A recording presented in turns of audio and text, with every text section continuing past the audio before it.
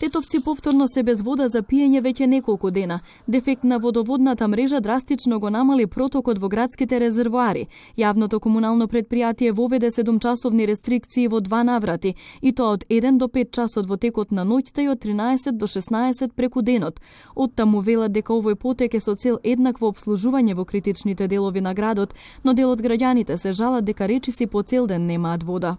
3 дена капка вода нема. Дали може ова да се дешава во 21 век, мене не ми јасно. Вчера Свети Никола слава ни ми било на свите голем празник, цел ден вода сме немали. Гости чекаме, вода немаме. А треба да се реши овој проблем, да. Ова почесто се случува.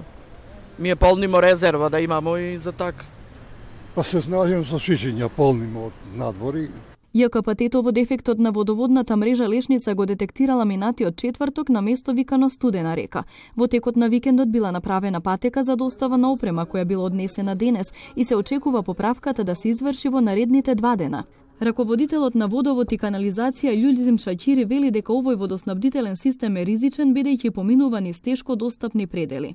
Не се работи само за проблем во една локација, туку целосно целиот систем е ризичен во секој момент.